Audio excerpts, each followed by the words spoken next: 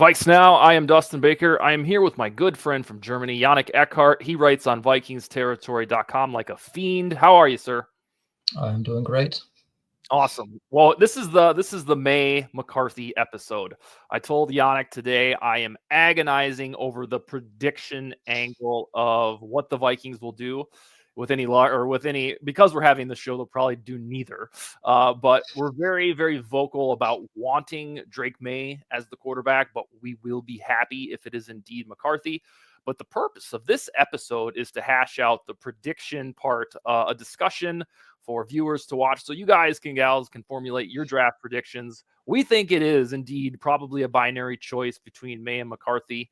So we want to go through some of the, not necessarily pros and cons, but the case for each player. And we're going to start with Drake Maye.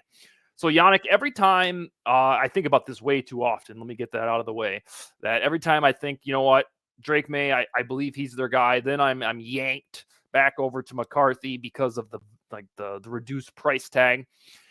So right now, I will say that if I had to wager on it or make my grand prediction, I still think they find a way to get Maye, especially if any of this draft fall stuff is even remotely true.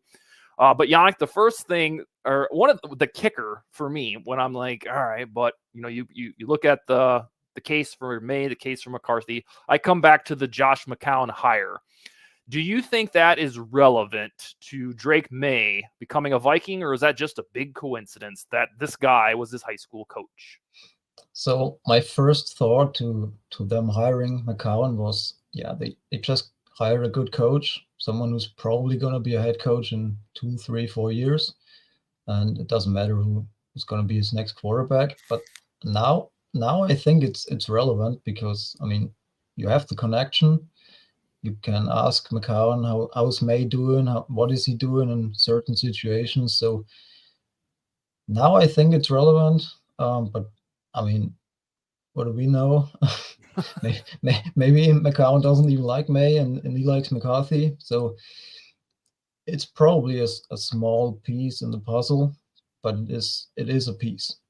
Yeah, I firmly believe. So there's a lot of things like that I'll just smirk at and laugh at, like when so and so likes something on Instagram or so and so unfollows. I always just say that is not a valuable clue, people. But with the Josh McCown hire, this company, I keep coming back to this as the kicker.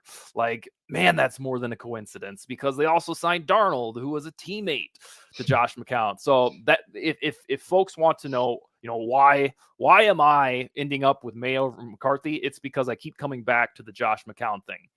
The next thing on my little list, the case for Drake Maye, which I want to know if you think is even true at all or has credence, is I think Maye has the higher ceiling than McCarthy. We keep with all these Justin Herbert and Josh Allen comps, which I love.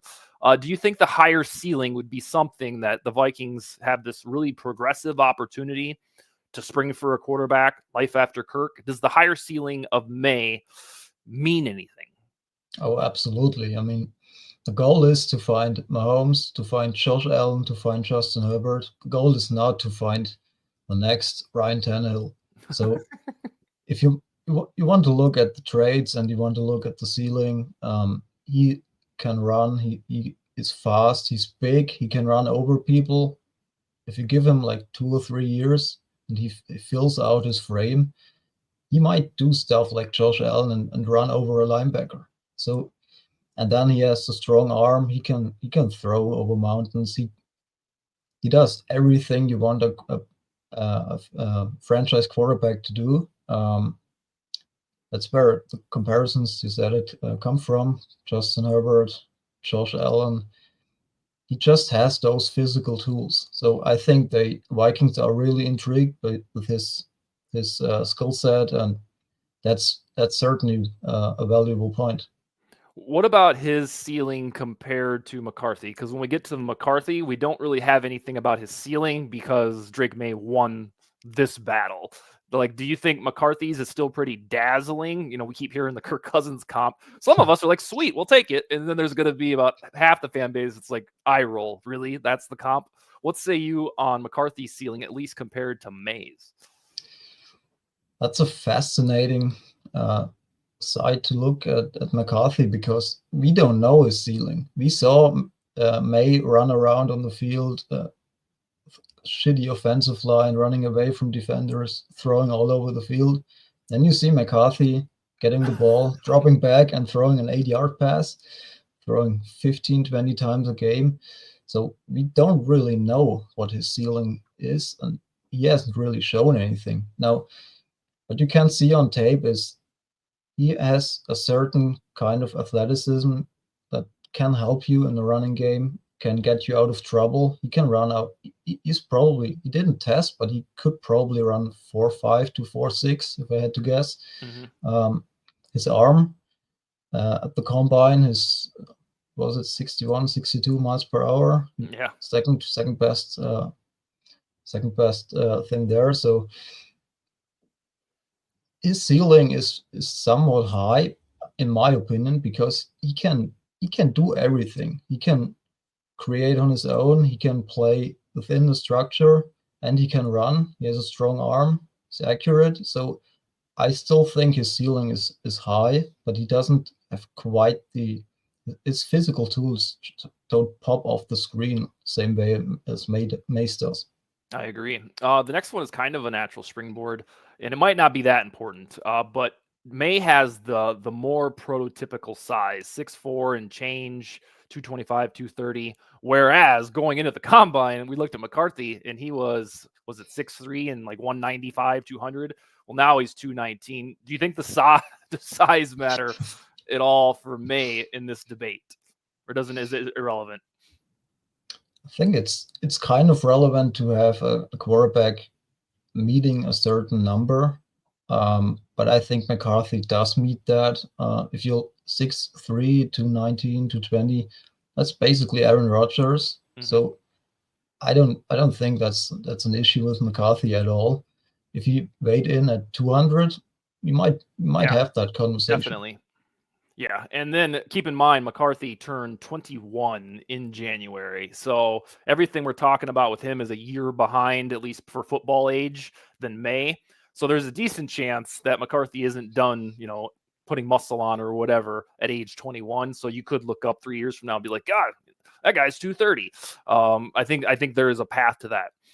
The other one we have two more for May before we pivot to McCarthy is, in my opinion, trading up for May. He was the second quarterback behind Caleb Williams for over a year on people's draft boards, is a bolder move for life after Cousins. Do you think this regime is more interested in making that splash, not half-assing it with Penix, not settling for McCarthy, making the bold trade wherever it may be for May instead of McCarthy? So I think they absolutely want to make a move and don't just settle on the guy and do the Sam Darnold and third round guy. I think they want to get their guy. Now, maybe they like McCarthy, and trading up to 3, 4, 5 and drafting McCarthy is also bold. So I don't think trading up for May is bolder. So I don't see that as a plus for May or negative for McCarthy or other way around. Okay, so if we're going to strike one from the case forward, probably be this one. What about dropbacks? There's a little bit more evidence that Drake Maye, A, had to throw the football more, and then B, didn't have an offense that was made from heaven like the Wolverines and their national championship winning ways. Do you think it's something for Kwesi and the scouts especially to say, you know what? We know McCarthy is a winner, but this Drake Maye guy, they threw him to the wolves a little bit. Yeah, that's certainly a weakness of McCarthy's evaluation. He hasn't thrown. You don't find games of his where he dropped back 50 times and had 450 yards. You don't have those games, but you want that quarterback. So what you do is you evaluate the tape and hope you can find the traits, can identify the traits that can make that happen. Maybe the private workouts help, and you can let him throw a lot of there. So, but it's certainly a weakness of McCarthy.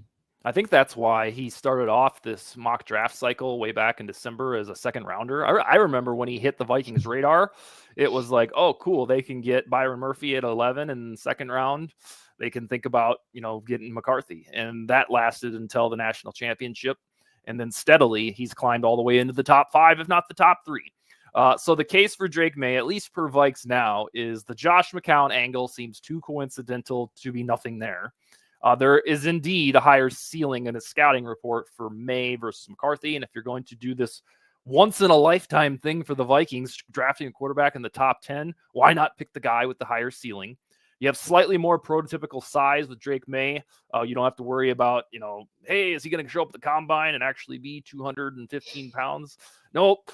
Maye's already there. Bolder decision for life after Kirk could be argued for Maye, although McCarthy wouldn't be unbold at all. And then there's more evidence that Maye is a pure pocket passer, or at least there's no way you could label Drake Maye as a game manager for those Wolverines. It just doesn't make sense.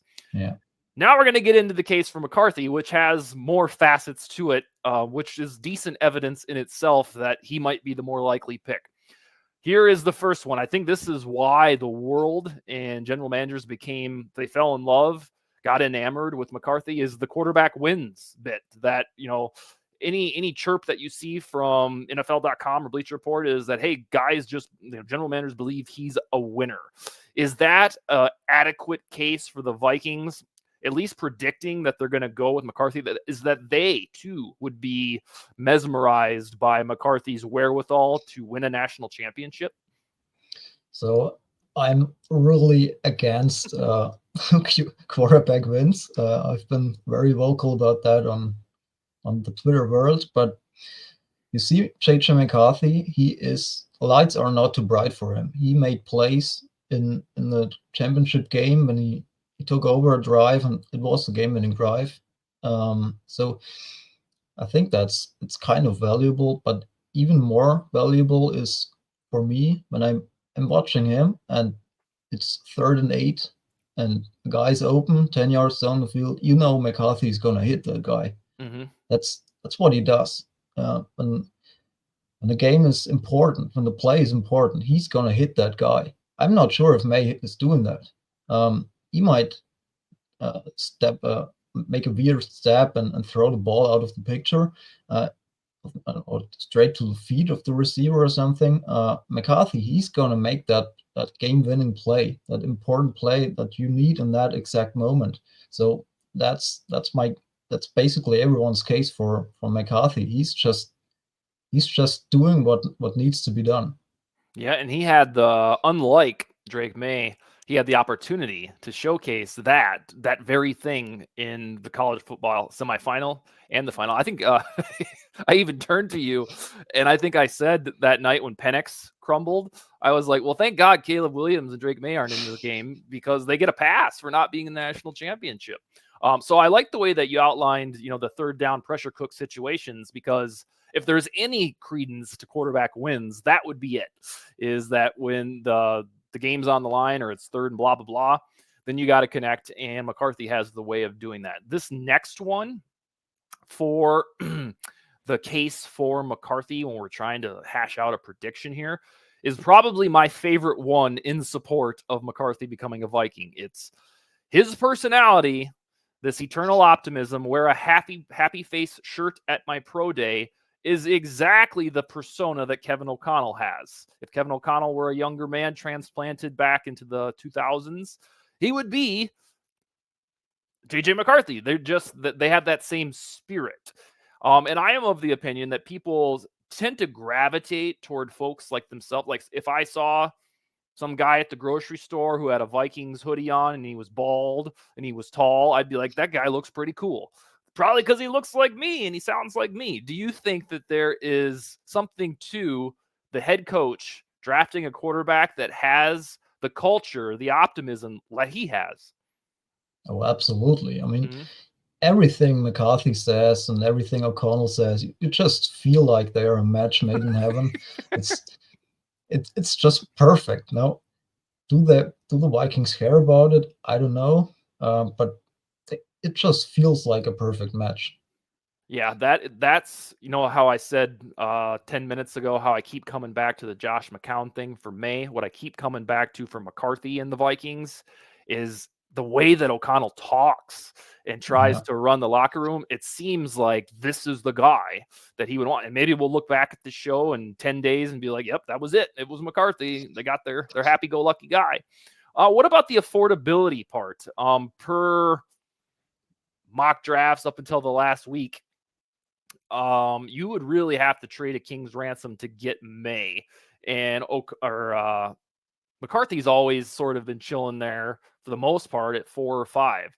Do you think the affordability to get McCarthy is more of a signal that he'll become a Viking than Maye? I think the Vikings are going to get their guy and make an effort to get their guy. If they have Maye over McCarthy, I don't think they really care if he costs an extra second or third or maybe even first. I think they are going to make an effort to get the guy they want, the guy they have slotted at the top of their draft board. The thing is, in the pre-draft process, we don't know what these teams are doing. We had reports saying Washington likes McCarthy. We had reports saying New England likes McCarthy over Maye. So maybe McCarthy isn't even cheaper than Maye. So I don't see that as an issue. The Vikings are going to make an effort to get their guy, no matter what it costs. Josh Fry and I just talked to Andrew Harbaugh from VikingsWire.com, and his bold NFL prediction was that Drake Maye slides like all the way down to 8, 9, and 10, and then you have a free-for-all between the Broncos and Raiders and whoever else Vikings want him.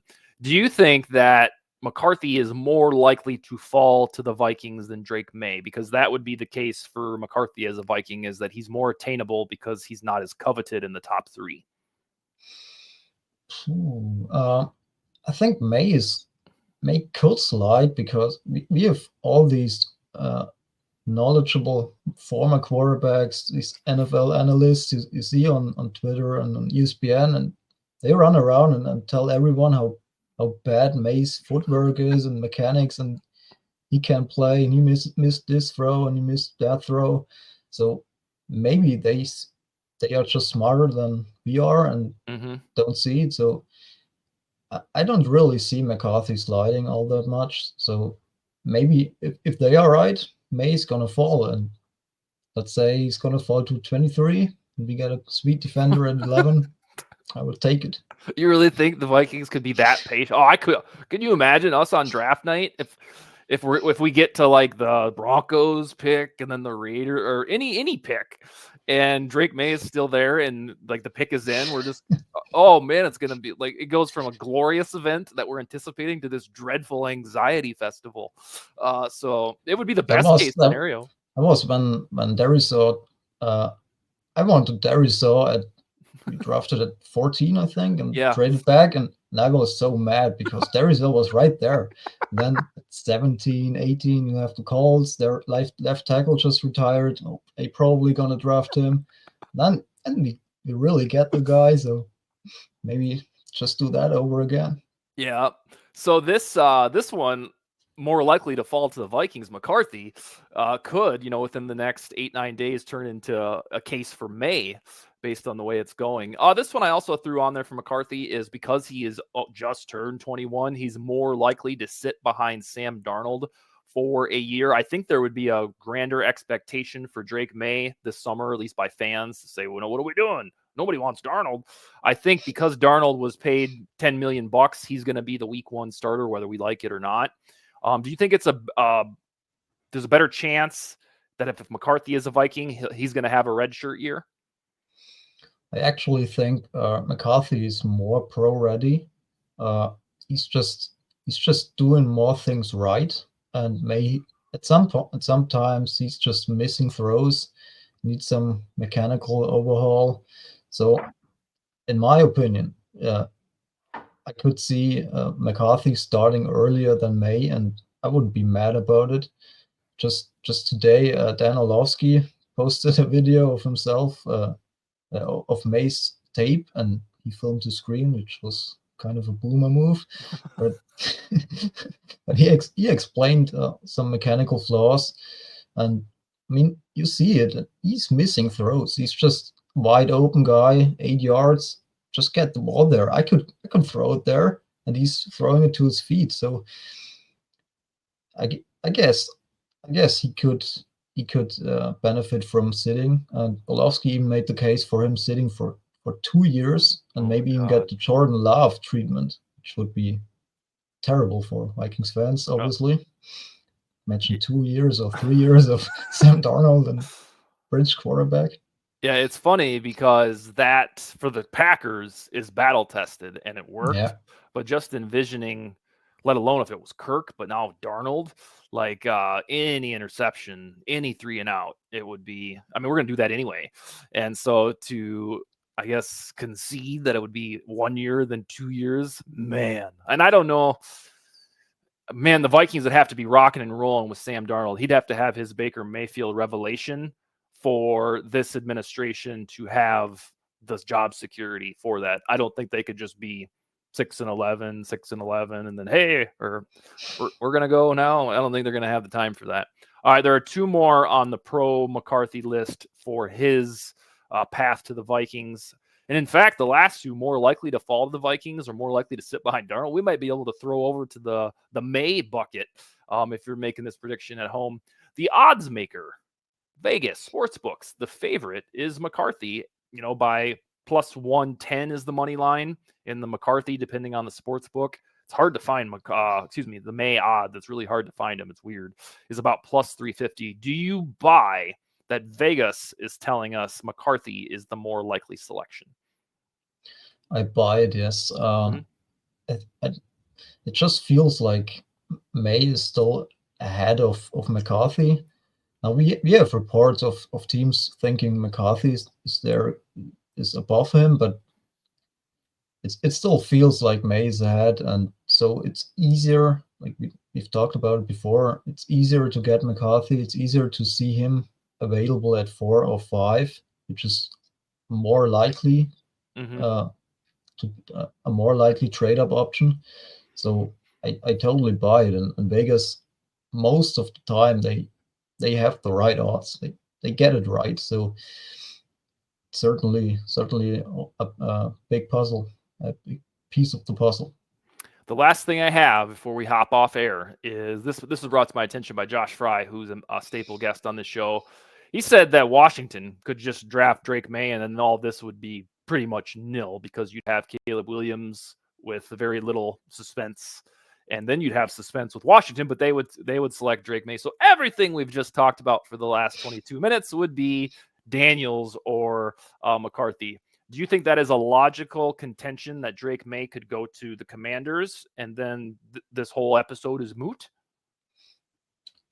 Everything is possible in the draft, but I'm convinced Jaden Daniels is going to. He just fits Cliff Kingsbury's offense and offensive coordinator in Washington, and I think he's a better prospect. He would probably be the first overall pick in a lot of other drafts. It's just Caleb Williams is just so good. So I'm still convinced it's Jaden Daniels at 2. Okay. So during this episode, and then when I spoke with Andrew Harbaugh, the thing that I haven't considered during trying to make this damn prediction is that Drake Maye, I mean, it could be McCarthy at 3 to the Patriots. So hey, we're getting another Michigan guy. And I think because I'm right, coming into this episode, I'm like 50.1% on Drake Maye because of the Josh McCown thing, because this is their one chance to swing for the fences. And I just feel like Maye fits in the offense. He may not have the eternal rah-rah that McCarthy has, but if there is any type of slide by Maye, that's going to be a benefit to the Vikings. Now, I think you've vacillated back and forth too. Are you still thinking that if you were going to, bet $500 on it, that it would be McCarthy? I would bet McCarthy, but I really think the Vikings like Maye and would try to get him. Now, if they don't, they are totally happy with McCarthy and just trade up to get him. And never even think about it again. But so my prediction is McCarthy, but I think the Vikings will make an effort to get May. Now, do the Patriots do that? Do the Patriots allow it? Remains to be seen. I think just because we went through the Bryce Young thing last year, where they got their quarterback hell or high water, which still could turn out great. Like, I'm not convinced that guy sucks just because he had a bad year. But their evidence is so clear and evident and so recent that if the Patriots want an example, like, to me, I swear they need pieces. I know they need a wide receiver, maybe two. I know they need an extra tackle. I know they need one more edge rusher. The rest of the defense is pretty much okay because it's still, Belichickian. But I think they have a golden opportunity where we're spending all this time thinking, well, Patriots hold all, and then I think they may want to trade with somebody to build out a roster. And then we keep forgetting that with whoever's pick they get, whether it's Vikings 11 and 23, they can also draft a quarterback. And just because you and I don't like don't like Nix and take some time to warming up Penix as the solution for the Vikings, that doesn't mean the Patriots have to feel that way. So is it that you believe Drake Maye or McCarthy is too irresistible for the Patriots to pass up and team building be damned? I'm going back and forth on this one. Mm-hmm. I could see both worlds. They might want to get their guy and their quarterback and fix that hole and then fix the other stuff next year. But we've seen how bad that is for a rookie quarterback. Maybe they draft Drake Maye and just sit him for a year, and Yeah. so it doesn't matter. Surroundings don't really matter in that case. But maybe their GM, who's not really their GM, Yeah. maybe he just isn't allowed to get his guy, and they want to build a GM role first and let him make the call, because you know how bad it is to get a new GM. And yeah, I didn't draft that quarterback. I want to get my guy. So I could really see both worlds exist. They might trade down, get a defender, maybe two, get a receiver. I don't know. And then draft a guy later. Maybe they draft two guys in the first round and a quarterback in the second or third round. They have done that before. They have Jimmy Garoppolo, Jacoby Brissett. They weren't first round quarterbacks, so maybe they go this avenue again. So it's really hard to predict what the Patriots are going to do. I have, winding down this episode, I have the easiest way to say it is my gut tells me Drake Maye, and then my head says JJ McCarthy, and I'm going to go with my gut. Do you have the same, but you're going with your head, or is it reversed? It's probably the same. Yeah. So my head says McCarthy, so Yeah. I'm taking that. But man, it's just a fun time. Oh, it absolutely is. All right, you write for VikingsTerritory.com. You got some draft predictions coming out in the next week or so. What else you got coming? Probably a mock draft and just reporting on everything that's coming out and all the smoke screens. Are you doing a Vikings mock or an NFL mock?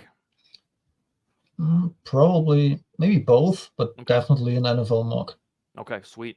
All right, my good friend. We will talk to you soon, and you have a wonderful day there across the pond, all right? Yeah, see ya. All right, later.